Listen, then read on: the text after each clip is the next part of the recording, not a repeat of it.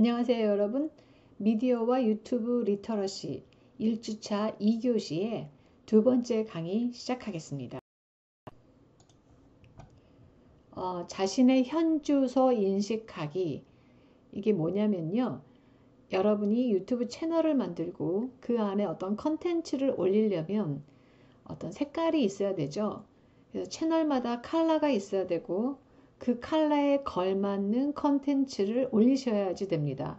그러려면 자기 자신이 어떤 위치에 있고 어떤 성격이고 뭘 좋아하고 내가 그래서 유튜브 채널을 어떤 형태로 운영하고 싶다, 이런 내용이 있어야 되거든요. 그래서 지금 이 시간에는 간단하게 지금 내가 어디에 있는가, 내가 무엇을 원하는가에 대해서 간단하게 생각해 보기로 합니다. 그 내용을 지금 이런 질문을 통해서 진행할 텐데요. 지난 시간에 1교시 때 말씀을 드렸던 것과 같이, 그리고 2교시의 첫 번째 강의에서 말씀드렸다시피 이 수업은 하브루타로 진행되는데요. 다시 한번 하브루타 진행 방법에 대해서 잠깐 짚고 넘어가겠습니다. 전공과 관련된 영상을 이제 보실 겁니다. 그 영상을 같이 보고 여러분들이 생각하는 내용을 간단하게 키워드 형태나 특히 온라인에 올릴 때는 키워드 형태로 간단한 답을 쓰시는 게 좋은데요. 그 답을 하시면 됩니다. 그래서 학생들은 지난번에 공지했던 것과 같이 menti.com으로 들어와서 교수님이 알려주신 코드 번호를 입력하면 질문이 뜨거든요. 그 질문을 읽고 간단하게 답을 하시면 됩니다. 답을 하시고 엔터를 치면 다른 학생들이 그 시간에 답을 하는 내용들이 팝업 창에서 탁탁탁탁 올라옵니다. 그래서 키워드 형태로 답을 하지 않고 길게 나열을 하면 그 모양이 너무 길어져서 20명, 30명, 40명의 학생들이 올라와서 답을 할 텐데요. 왜냐하면 한 클래스 사이즈가 25명에서 지금 40명 정도로 클래스 사이즈가 되어 있기 때문에 그 학생들이 답을 올릴 때 30명, 40명이 답이 올라오면 점점 글자 크기가 작아지면서 멀티플하게 올라오거든요. 그래서 간단하게 답을 올려주면서 나는 이렇게 생각했는데 다른 친구는 이렇게 생각하는구나 하고 확인하면서 즐겁게 수업을 하시면 될 것 같습니다. 이해가시죠? menti.com으로 들어와서 교수님이 알려주신 코드 번호를 입력하면 질문이 보이고요. 그 질문에 맞는 답을 생각하셨다가 짧게 키워드 형태로, 문자 형태로 답을 해주시면 됩니다. 이 코드 번호는 그 과목 카톡방을 통해서 교수님들이 알려주실 수도 있고요. 우리 대학의 사이버 캠퍼스의 공지사항란에 올려주실 수도 있습니다. 기억하셨다가 그 코드 번호를 입력하고 들어가시기를 바랍니다. 자, 그러면 이제 해볼까요? 우리는 누구인가? 여러분은 누구입니까? 나는, 자기 이름을 대면서 나는 김철수인데, 이렇게 생각하실 수 있잖아요. 그러면 김철수는 누구입니까? 한번 생각해 봅시다. 자, 우리의 미래, 전문가가 된 우리의 모습을 한번 생각해 보기로 해요. 여러분들이 지금 이 수업을 듣는 것은 대학에서 각 전공으로 와서 수업을 듣는 건데요. 지금 이번 학기에 여러분들은 한번 자기 직업을 생각해 보시기 바랍니다. 자기 전공과 관련해서 본인은 유치원 교사가 미래에 될 수도 있고 호텔리어가 될 수도 있습니다. 그래서 자기 자신이 미래에 자기 자신이 어떤 모습이 되어 있을지를 상상해 보면서 한번 이 영상을 봤으면 좋겠습니다. 한번 먼저 유치원 교사가 된 모습을 한번 볼까요? 오늘의 주인공을 찾아온 이곳. 노란 봉고차. 그렇다. 언제나 밝고 상냥한 미소로 아이들을 따뜻하게 맞아주는 오늘의 주인공은 안녕하세요. 유치원 교사 양유진입니다. 좋겠어요. 그냥 아이들하고 재밌게 놀면 되잖아요. 유치원 교사들이 가장 많이 듣는다는 이 말. 하지만 그건 잘 몰라서 하는 말이라는데 유치원 교사는 어떤 직업인가요? 유치원은 유아교육법상 만 3세부터 초등학교 취학 전까지의 유아들이 다니는 교육기관입니다. 따라서 유치원 교사란 이 시기의 유아들에게 신체활동이나 정서적 공감 등 적절한 교육을 통해서 아이들이 바르게 성장할 수 있도록 도움을 주는 직업이라고 생각합니다. 유치원의 하루는 이렇게 언어놀이, 쌓기놀이, 역할놀이 등을 자유롭게 선택하는 것으로 시작된다. 이때 유치원 교사는 놀이 상황에 참여하지 못하는 아이들에게 도움을 주고 갈등 상황이 발생했을 때 중재하는 역할을 한다.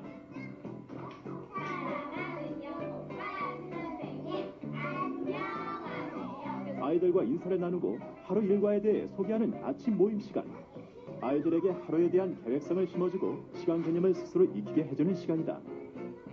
유치원에서는 과목별 수업을 전개하는 것이 아니라 생활 주제에 따라 여러 활동들을 진행하게 되는데 마냥 신나게 뛰어노는 것 같지만 그 속에는 분명 목표로 하는 교육이 있어야 한다는데 유치원 교사에게 필요한 자질은 무엇인가요? 가장 중요한 것은 아이들을 사랑하고 이해하는 마음이라고 생각합니다.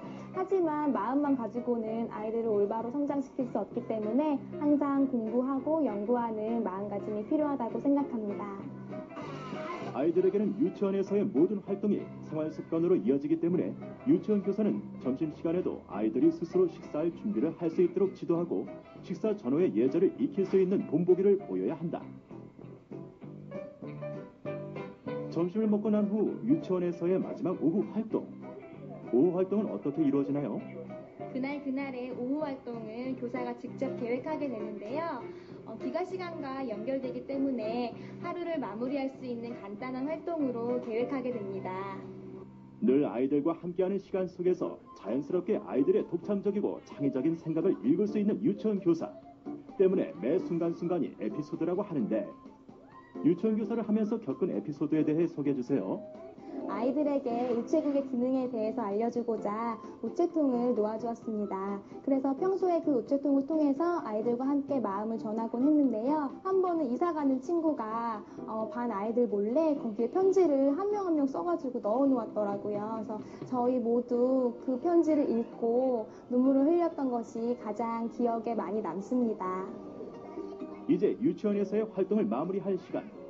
아이들이 하루에 대한 생각을 잘 정리할 수 있도록 일과를 되새겨주고 기쁜 마음으로 돌아갈 수 있게 해주는 것 또한 유치원 교사의 역할이다.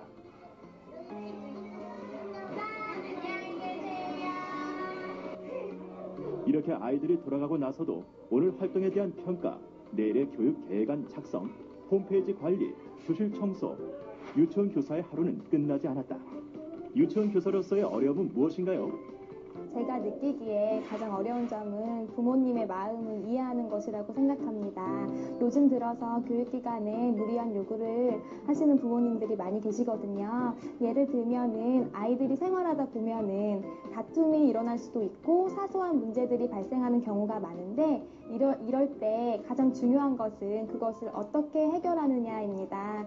그런데 무조건 그 아이와 떨어뜨려 달라고 하거나 아니면 아이의 말만 듣고 오해하시는 분들도 많이 계셔서 그러한 점이 가장 어려운 점인 것 같습니다.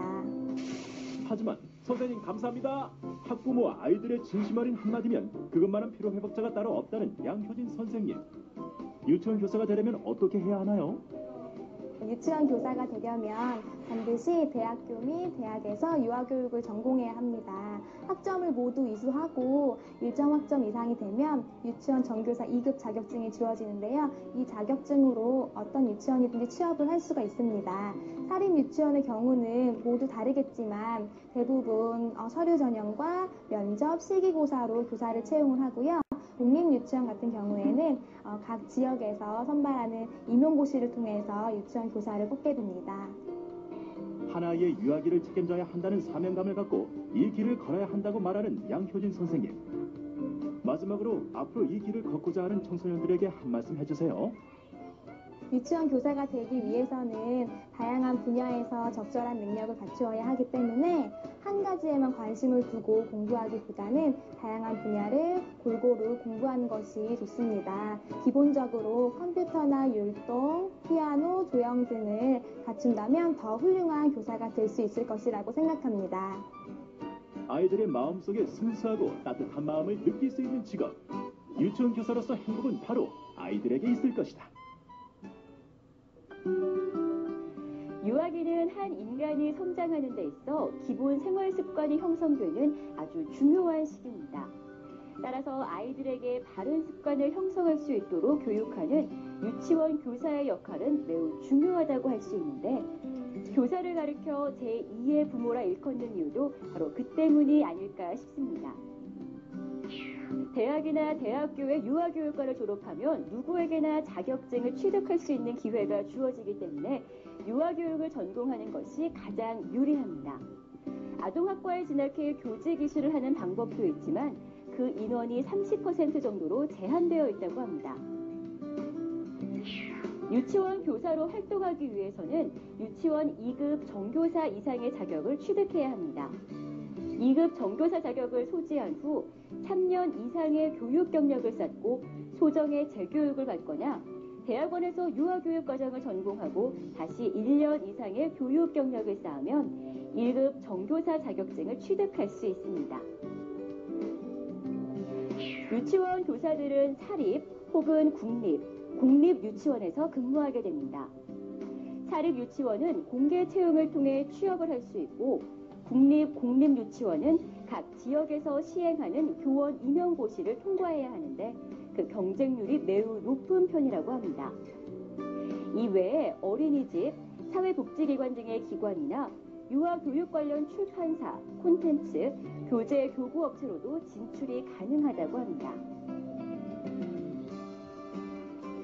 아이들의 교육을 책임지는 전문가로서, 한 사람의 인격을 형성해가는 지도자로서, 하얀 백지처럼 깨끗한 아이들의 생각 주머니 속에 아이들 스스로 예쁜 그림을 그려나갈 수 있도록 도와주는 직업, 바로 유치원 교사입니다. 자, 잘 보셨죠?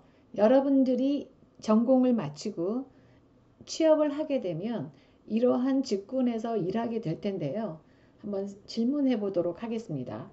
나의 미래 직업에서 나는 어떤 전문가이기를 바라는가? 여러분들이 졸업을 하고 여러분들이 원하는 전공을 반영한 직장에 취업을 했을 때 어떤 모습의 전문가로서 근무하기를 원하는지 한번 생각해 보시기 바랍니다. 예를 들면 실력이 뛰어난 자, 아니면 다른 사람에게 평안함과 사랑함을 나눌 수 있는 사람, 또는 높은 직책에 올라가고 싶다, 또는 그저 편안하게 일했으면 좋겠다, 실력은 상관없다, 뭐 이럴 수도 있고요. 아니면 항상 공부하면서 내 실력을 갖추고 끊임없이 발전하는 사람의 모습이었으면 좋겠다. 아니면 어떠한 회사에 취업해서 어떤 직책에서 일했으면 좋겠다. 이런 것도 좋고요. 다양하게 본인이 생각하는 자기 미래의 내 모습이 어땠으면 좋겠다는 것을 그냥 얘기해 봤으면 좋겠습니다. 자, 생각해 보셨나요? 내 미래에 10년 후가 되었을 때 어떤 모습으로 사회에 나가서 자기가 일했으면 좋겠는지 생각을 해보고 답을 하시기 바랍니다. 자, 2교시 출석 확인 방법에 대해서 설명하겠습니다. 이제 첫 주차 2교시 2차 영상까지 청취했습니다. 여러분이 여기까지 왔다면 2차 영상까지 모두 청취한 것이 되는데요. 여기까지 모든 영상들을 청취한 학생들은 menti.com에 답이 질문이 올라올 텐데요. 거기에 가서 질문에 답을 하시고요. 그리고 친구들이 어떤 답을 했는지 실시간으로 같이 보시기를 바랍니다. menti.com의 코드 번호는 아마 교수님들께서 사이버 캠퍼스의 공지사항에 올려주시거나 아니면 오픈한 카톡방, 단톡방을 통해서 코드 번호를 알려주실 겁니다. 거기에서 답을 하시고 같이 보면서 참여해 주시고, 이제 2교시까지 1주차에 1교시, 2교시까지 모든 영상을 청취하셨거든요. 그러니까 사이버 캠퍼스 지금 화면에 보이시죠? 한번 볼까요? 화면에 지금 보이는 이 주소, 이 주소에 들어가셔서 여기서 클릭해도 됩니다. 이 주소에 들어가셔서 미디어와 유튜브 리터러시 과목 토론방에 올라와 있는 토론의 답을 달아주시기 바랍니다. 그래서 수업 참여에 확인하는 방법, 다시 말씀드리면 출석으로 인정되는 방법은요. 사이버 캠퍼스에 올라와 있는 영상을 청취하는 거. 그런데 그 영상을 빨리 돌리기를 통해서 그냥 넘어가시면 안 되고 이 원래 영상의 시간이 있지 않습니까? 플레이 타임이 15분짜리다. 그럼 15분을 다 보셔야 됩니다. 플레이 타임을 빨리 돌리기로 해가지고 10분 만에 마쳤다. 그러면은 완성되지 않고 한 세모 표시가 나오거든요. 그러니까 영상을 꾸준하게 다 보시기 바랍니다. 영상을 다 보았으면 답을 하실 수가 있지요. 근데 그 답하는 방법은 menti.com에 답을 하는 방법이 있고요. 거기서도 교수님들이 체크할 겁니다. 그리고 사이버 캠퍼스의 토론방에 올라와 있는 마지막 토론 질문에 답글을 다시면서 출석 체크를 하시게 됩니다. 자, 세 가지 방법이죠. 세 가지를 다 하셔야 출석이 인정됩니다. 영상, 사이버 캠퍼스에 올라 있는 영상을 모두 다 보셔야 됩니다. 이 영상은 유튜브에 올라와 있는 영상입니다. 그렇지만 유튜브의 플레이 타임을 사이버 캠퍼스에서 확인할 것이기 때문에 빨리 돌리기 하시면 안 되고요. 자, 영상을 보는 방법. 자, 두 번째 출석 체크 방법은 menti.com에 질문, 교수님들이 올려주신 코드 번호로 들어가서 질문에 답하는 걸로 출석 체크합니다. 세 번째, 이 과목의 토론방에 올라와 있는 1주차 토론방에 올라와 있는 질문에 답을 하시면서 출석 체크가 확인됩니다. 자, 이제 모두 설명을 마쳤고요. 여러분들은 menti.com에 가서 답을 하시고 그리고 이 과목의 사이버 캠퍼스에 가셔서 토론방에 가서 답을 해주시면서 1주차 수업을 마치겠습니다. 모두 강의실에서보다 재미있고 독특한 경험, 온라인 수업에 참여해 주셔서 감사합니다. 미디어와 유튜브 리터러시 1주차 수업에 적극적으로 참여해 주셔서 감사합니다. 빠른 시간 내에 강의실에서 뵙게 되기를 바라요. 여러분 수고하셨습니다.